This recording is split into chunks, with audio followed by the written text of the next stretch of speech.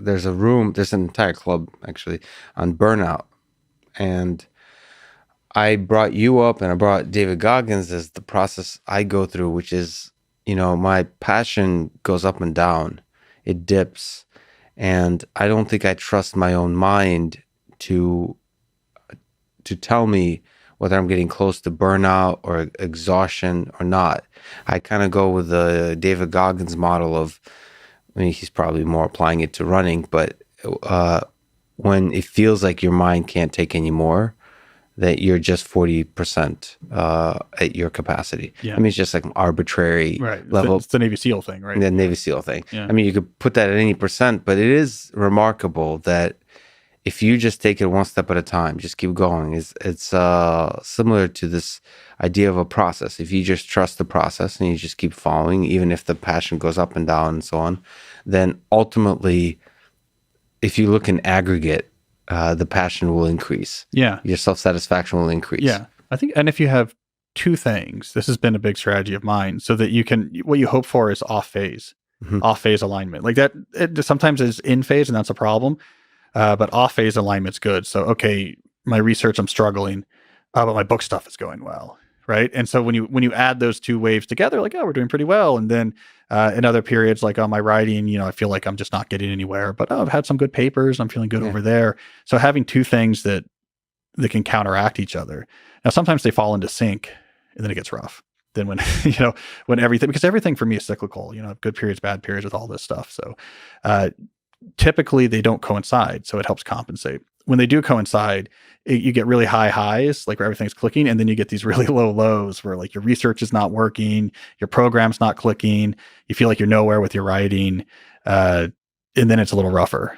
Do you think about the concept of burnout? Because I personally have never experienced burnout in the way that folks talk about, which is like, it's not just the up and down. It's like, you don't want to do anything ever again. Yeah. It's for some people, it's like physical, like to the hospital kind of thing. Yeah. So I do worry about it. So when I used to do student writing, like writing about students and student advice, it came up a lot with students at elite schools.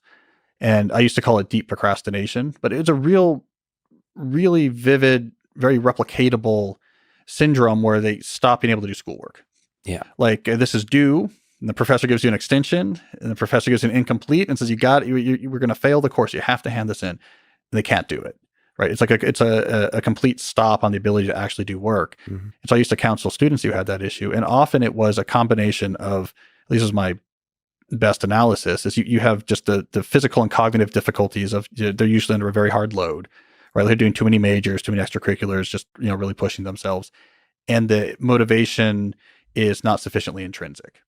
Right. So if you have a motivational center that's not completely on board, so a lot of these kids, like when I'm dealing with MIT kids, they would be, their whole town was shooting off fireworks that they got in. Everyone's hoped that they were going there, and that they're in 3 majors. They don't want to let people down, but they're not really interested in being a doctor or whatever. So your motivation's not in the right place. The motivational psychologist would say the locus of control was more towards the extrinsic end of the spectrum, and you have hardship, right. And you could just fritz out the whole system. And so I would always be very worried about that. So I think about that a lot. I do a lot of multi-phase or multi-scale seasonality.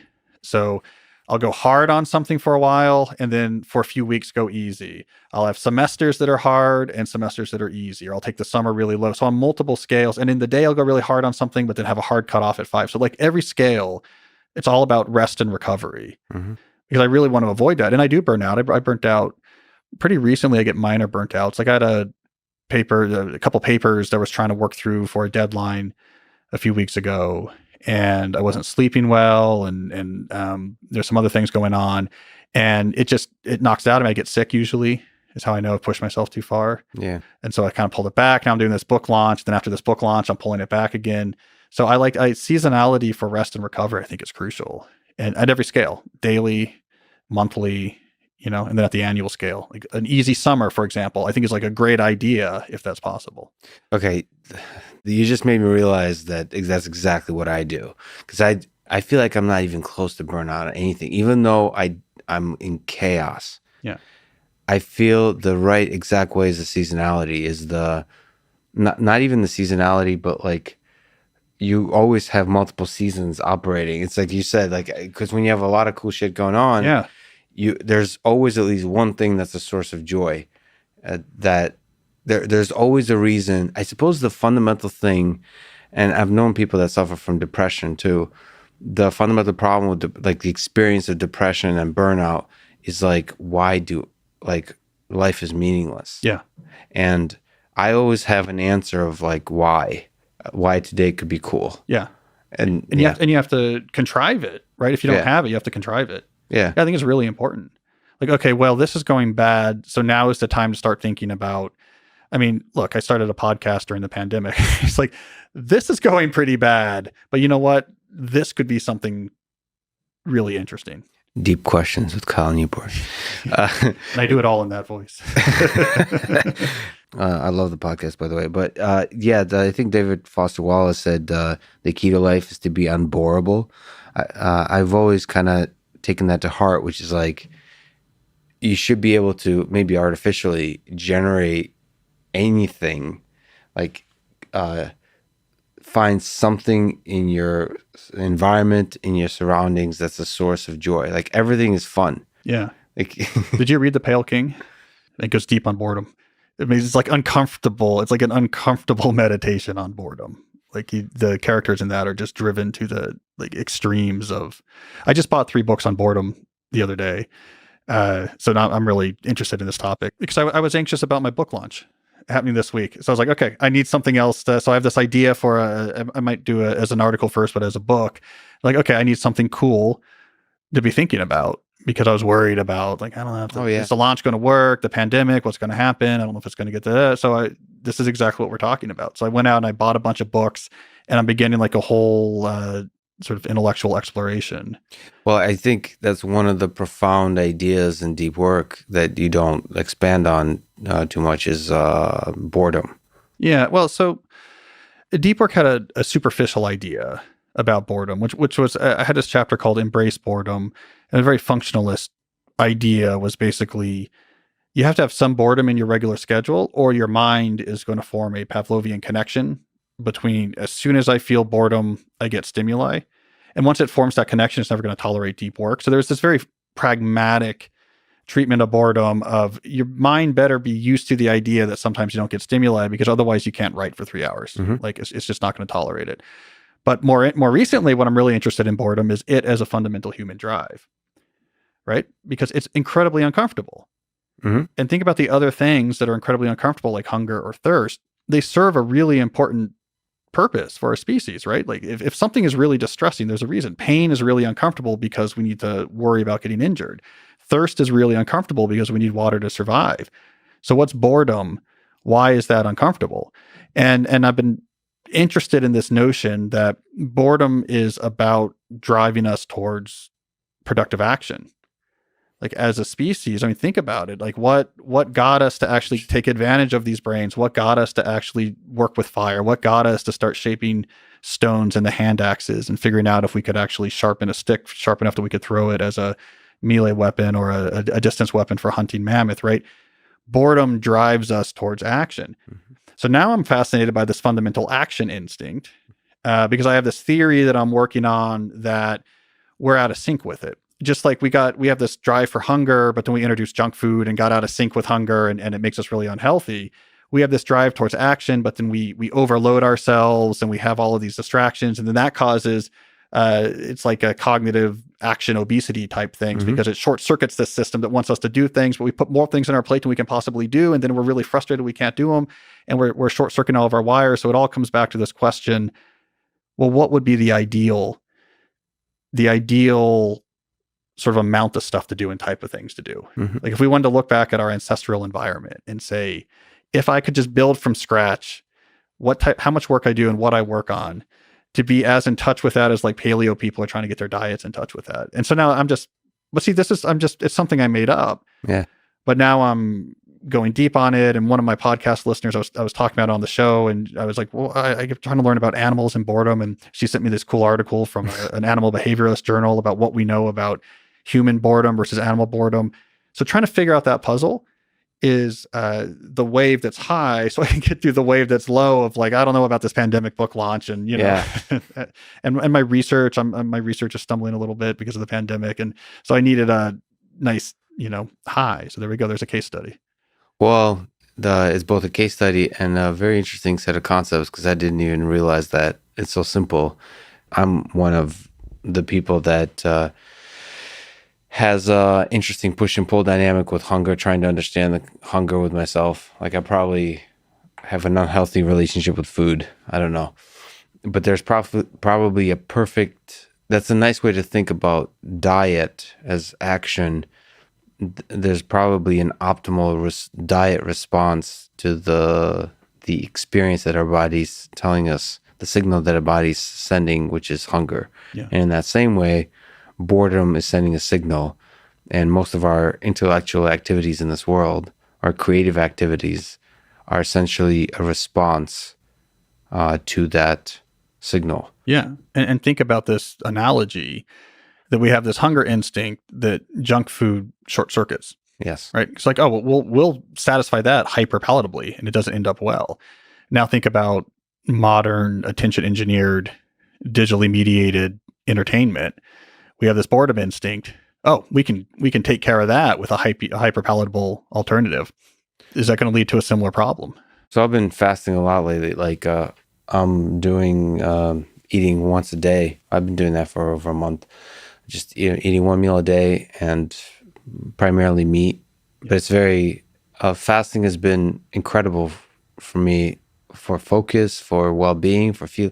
I don't know, just for feeling good. Okay, we'll put on a chart what makes me feel good, and that fasting and eating primarily a meat-based diet makes me feel really good. And so, but that ultimately, what fasting did, I haven't fasted super long yet, like a 7-day diet, which I really like to do. But even just fasting for a day, for 24 hours, gets you in touch with this signal. It's fascinating. Like you get to learn to listen to your body that like, it's okay to be hungry. It's like a little signal that sends you stuff. And then I get to listen to how it responds when I put food in my body. Like, and I get to like, oh, okay, cool. So like food is a thing that pacifies this signal. Like it sounds ridiculous. Okay. No, you could do that and do different types of food. It feels different. So you learn about what your body wants. For some reason, fasting, it's similar to the deep work, embrace boredom. Fasting allowed me to go into mode of listening, of trying to understand the signal, that I could say, I have an unhealthy appreciation of fruit. Okay. I love apples and cherries. Like I don't know how to moderate them. So if you take just same amount of calories, I don't know, calories matter, but they say calories, 2,000 calories of cherries versus 2,000 calories of steak.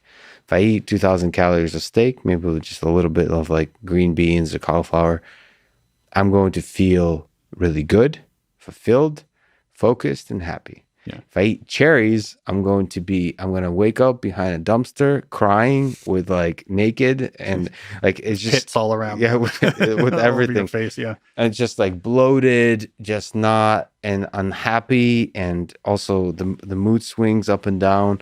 I don't know. And I'll be much hungrier the next day. Sometimes it takes a couple of days, but when I introduce carbs into the system, too many carbs, it's just unhealthy. I go into this roller coaster as opposed to a calm boat ride along the river in the Amazon or something like that. Yeah. And so fasting was the mechanism for me to start listening to the body.